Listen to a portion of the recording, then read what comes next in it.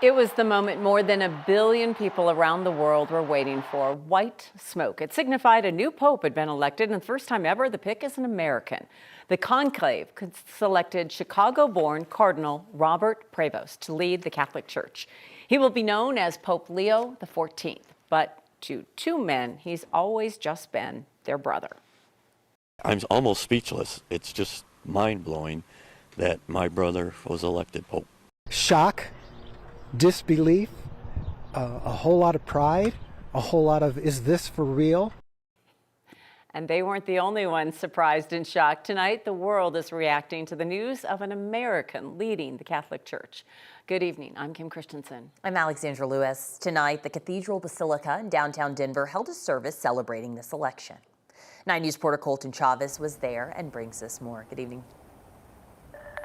Good evening. Alexandra, have we figured out yet whether the Pope is a Cubs fan or a White Sox fan? I mean, I think that's something everybody still wanted to know. But the other thing that I talked to people about here at the Basilica was that they said they've been waiting on this news since the passing of Pope Francis. And talking with them today here at this service, they say they're excited to see the type of impact that this new Pope will have. Now, this wasn't the only service that was held here. There was also one held here at the Basilica around noon. But at that point, the news of a new Pope was still fastly spreading. Now, people who attended tonight's Mass tell me they were surprised and made sure to even reschedule their day just to attend service here in Denver. They're excited about the Pope Leo XIV because they say he's the first Pope born in the United States. Right, so 267th Pope, and now we have an American. It is actually it's pretty amazing. Now, the Archdiocese of Denver, they did put out a statement earlier today, and what they said was, they said Pope Leo's election is a testament to not only the universal nature of the church, and it also reflects the contributions that the church has right here in the United States. Live in Denver tonight, Colton Chavez, 9 News. After a gloomy couple of days, the sunshine returned, and it wasn't just in the metro area. This was the view from Loveland this morning as people hit the slopes, probably in t-shirts and short sleeves. Loveland Ski Resort, along with a couple of others like Copper Mountain and Breckenridge, will be open through the weekend. Maybe some Mother's Day skiing. Yes. Kathy, the ones that love it hang on to those days like, yes. Didn't that picture look like a mid-season picture? It did. There's so much snow. I know. I feel like they should stay open longer, especially for the weekend that we're having now. The weather will just be glorious. And spring has sprung. We went from kind of a wintry scenario back to spring, and a couple of spring thunder showers and, well, snow showers crossing the Continental Divide tonight, even though our latest storm is well to the east. Temperatures have cooled back. We were close to 70 today, upper 50s, low 60s this hour. And the winds are pretty light around the area, which we really love. But we are tracking those showers moving quickly from north to south over the Front Range foothills and mountains. The showers on the plains didn't hold together enough to touch the ground. And we're going to see this again tomorrow. We'll start with sunshine, get a few clouds in the afternoon, and then some scattered foothill and mountain showers, but it looks like Denver will stay dry and warmer. Temperatures tonight will go into the mid-40s. That's 10 degrees milder than that cold low this morning of 36. Your weather headlines include temperatures in the 80s for the weekend. Details on this and our next chance for rain coming up. New tonight, a man who served nearly 2 decades in prison for holding a housekeeper captive in his home in Aurora is set to be deported. 56-year-old Homending Al-Turki was convicted in 2006 of keeping an Indonesian-born woman in his home and repeatedly molesting her. New attorneys for that man argued his old attorneys did not adequately represent him at his trial. A judge granted a new hearing based on that, and on the second day of that hearing, the district attorney's office agreed to cut a deal over concerns about retrying that case. He pleaded guilty to lesser charges and was resentenced based on the understanding that he'll be deported. He was taken into ICE custody on Tuesday. 2 state lawmakers are dealing with vandalism to their cars. It happened while they were parked at the state capitol. CSP says somebody reported damage to an SUV belonging to Democratic Representative Sean Camacho just after 7:30 last night. His car had a broken windshield after somebody threw a rock at it. Then another SUV belonging to Republican Senator Byron Pelton was parked about 30 yards away. That car had profanity carved into the hood. Troopers believe the SUVs were just randomly chosen. CSP says video that they have not released yet show the vandal leaving the Capitol Circle parking lot. Anybody with information about the crime is asked to give them a call.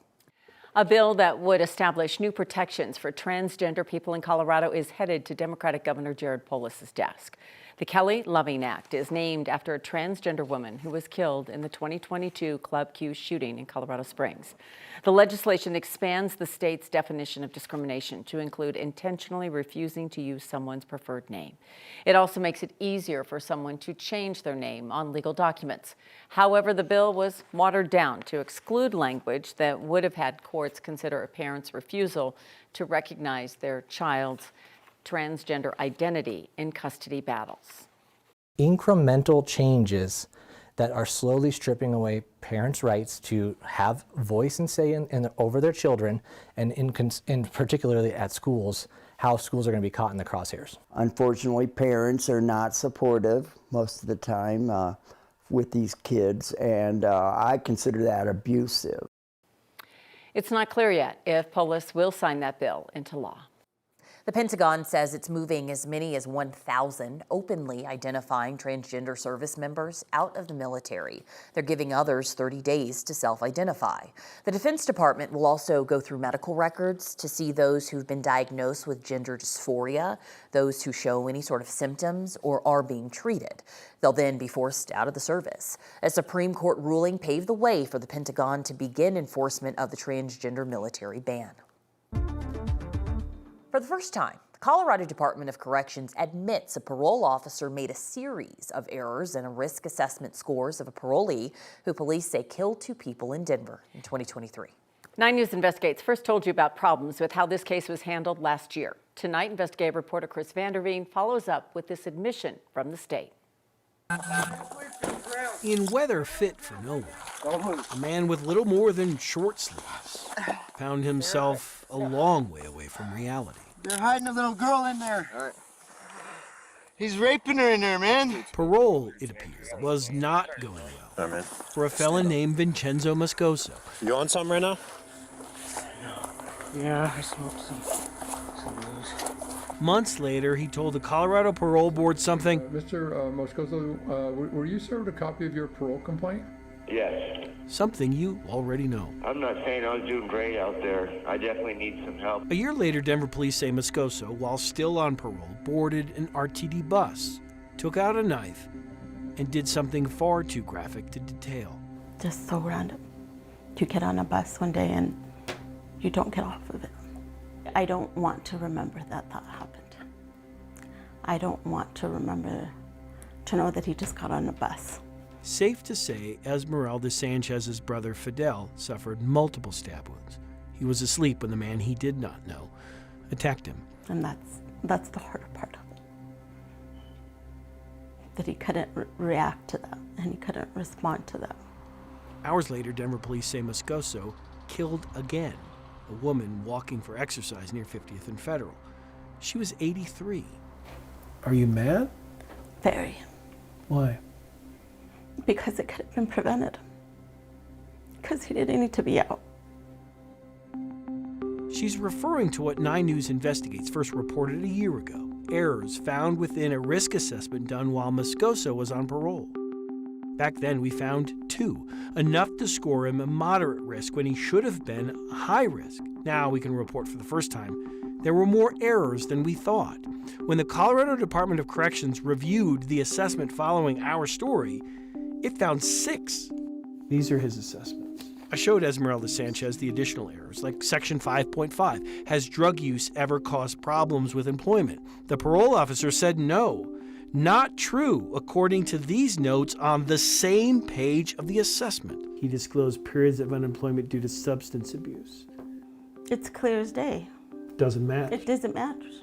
There's a problem. There's a huge problem. When it comes to these risk assessments, high scores equal high risk. The more risk, the more supervision. Moscoso's incorrect score helped convince a parole board member. You know, you have an opportunity here, so please don't squander it, okay?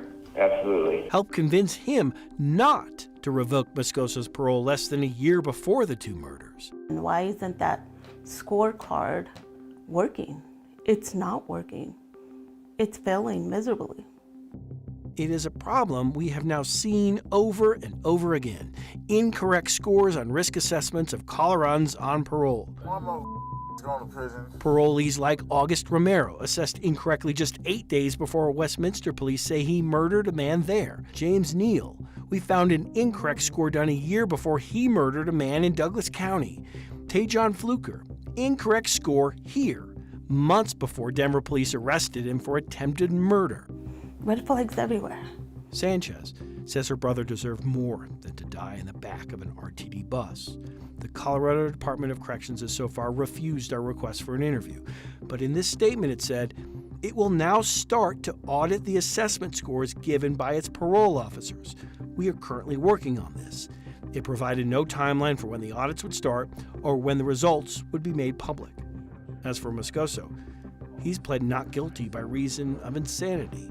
He's not expected back in court for months. Chris Vanderveen, 9 News.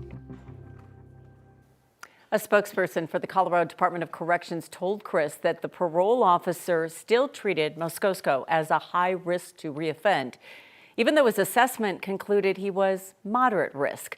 The spokesperson also told Chris that the state is now expanding an audit of all assessments following our reporting.